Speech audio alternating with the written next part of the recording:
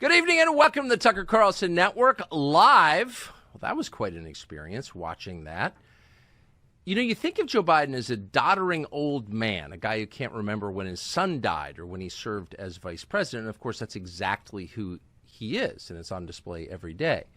But Joe Biden is also a cruel and vicious demagogue, a man who has no problem at all denouncing his fellow Americans or putting his political opponents in prison as he has done. And that was all on display tonight. That was possibly the darkest, most un-American speech ever given by an American president. In fact, it wasn't a speech. It was a rant, entirely lacking in decency or generosity to his fellow Americans. In Joe Biden's very first sentence, he compared Donald Trump to Adolf Hitler. He did not describe Trump as the other party's candidate, which he is, a political opponent in a country that's had peaceful elections for 250 years. No. According to Joe Biden, Donald Trump is Adolf Hitler. He is an existential threat to freedom and democracy. If he wins, you will die, and so will your country. That was the first sentence. But that was really the last time he mentioned the United States at all for paragraphs and paragraphs. Biden quickly explained that actually his top priority has nothing to do with America. His top priority is sending billions more to Ukraine. A foreign war in Eastern Europe, a war across the world that has nothing to do with the United States, that the United States is not obligated by any treaty to join. Of course, Ukraine is not a member of NATO. A war that can only hurt this country and already has hurt it in grave and permanent ways.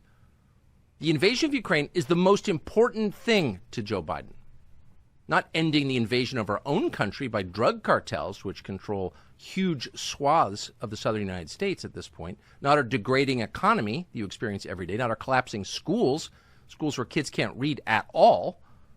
Not the 100,000 fentanyl deaths every year. Not the declining life expectancy that is obvious if you look around. Collapsing public health, an epidemic of suicide and murder, things that hurt Americans. Ghost armies of drug addicts living on the streets.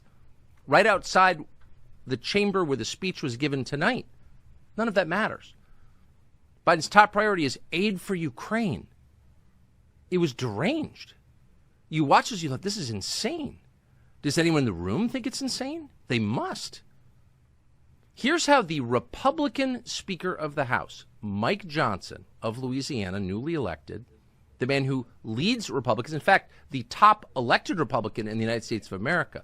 Here's how he responded as Joe Biden told the country that the invasion of Ukraine is his top priority. Watch this. Overseas, Putin of Russia is on the march, invading Ukraine and sowing chaos throughout Europe and beyond. If anybody in this room thinks Putin will stop at Ukraine, I assure you he will not.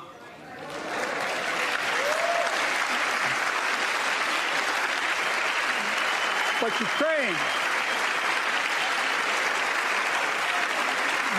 can stop Putin.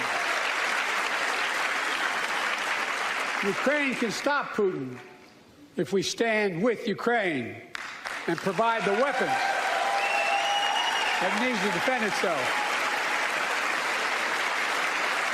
My message to President Putin, who I've known for a long time, is simple. We will not walk away.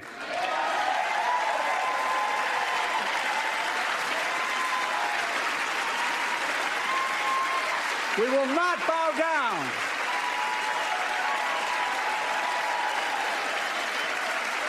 I will not bow down.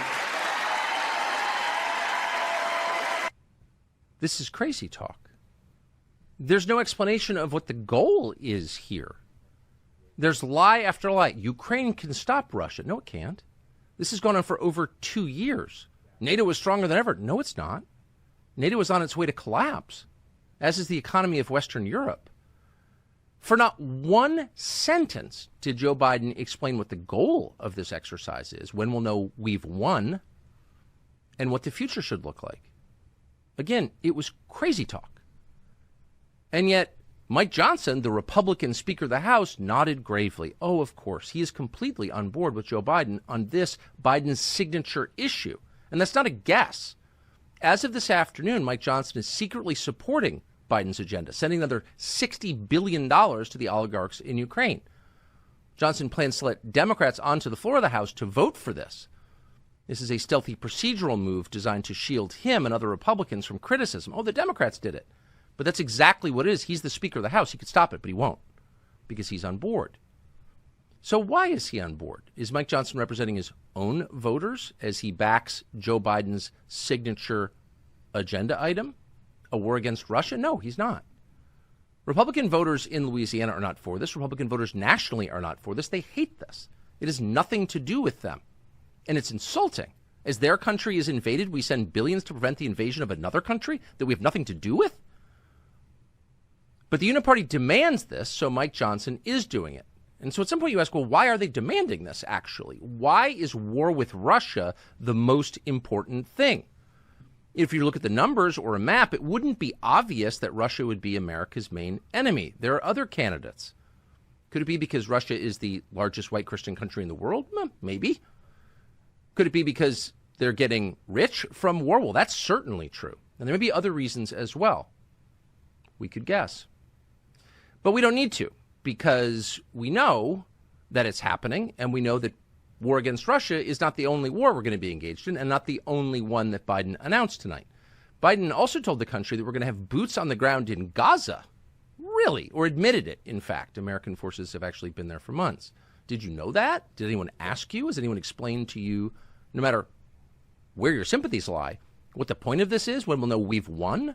What's the objective here? American lives will be at risk. But, of course, no one's told you. And, of course, you already know the point. The point is to suck the United States into another foreign war that can't possibly help the United States, a war that can only hurt us and already is hurting us. And we're doing this not because it helps us, but because foreign interests are demanding that we do it. America is being used, as we so often have been. And the result of all of this is that the world is now closer to nuclear war at this moment than at any time in history, closer than it was during the Cuban Missile Crisis. We have no idea where this is going. You never do once people start to die, once wars begin. No PowerPoint can tell you, no speech to a joint session can tell you where this is going. It's dynamic. It's completely unpredictable. And that's why wise people pause before accelerating.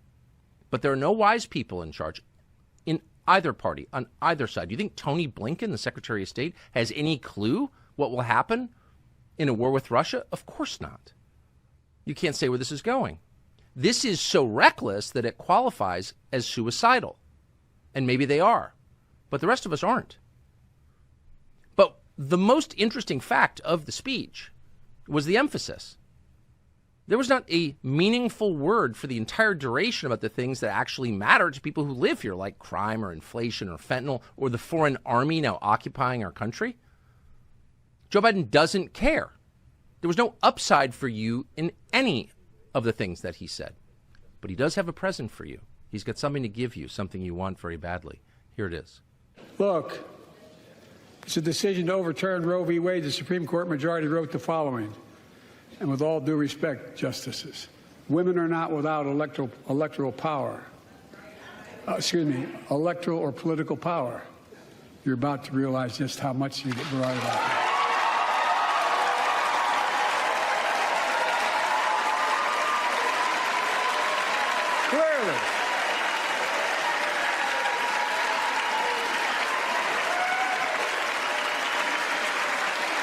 Clearly. Those bragging about overturning Roe v. Wade have no clue about the power of women. But they found out when reproductive freedom was on the ballot. We won in 2022 and 2020, and we'll win again in 2024. Oh, well, you can't have a safe, clean country or groceries you can afford or schools that will educate your children. But you can't have abortion. You can have a lot more abortion. How's about some more abortion for you? That'll make you happy and free. You can have all the abortions you want. But, of course, you already could have all the abortions you want. Abortion is one thing, maybe the one thing that's pretty easy to get in this country. Compare getting an abortion to getting an affordable new roof or a knee replacement. No, abortion is everywhere. It's very easy to get. And it's easy to get because the government wants it to be, of course, unlike an affordable new roof. But what's interesting is why. Of all the services government could guarantee, why abortion at a time when fertility rates of actual Americans are below replacement? Biden and his party are encouraging Americans to have fewer children. Now, if you have a handheld calculator, do the math on that. That's the path to extinction. Why would they want that? You're the leader of a country. Why would you want your people to have fewer children? You should ponder that. But let's say you're too old to have an abortion. Let's say it doesn't actually apply to you, this wonderful freedom that will make you happy. What can you do to guarantee that you will have no descendants? Well, you can always castrate your children and end your lineage. No more grandchildren. And Joe Biden wants to help. I want to protect fundamental rights. Pass the Equality Act. And my message to transgender Americans, I have your back. Oh, trans children, I have your back. That's not creepy.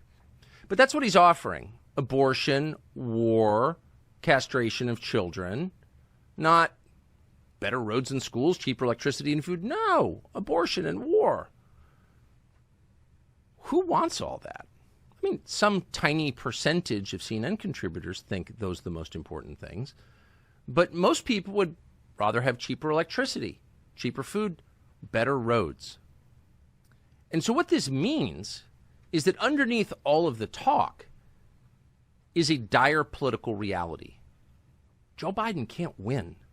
In a fair election, Joe Biden will lose in November. He cannot win.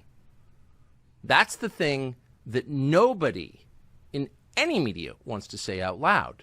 In a fair election, Joe Biden cannot win.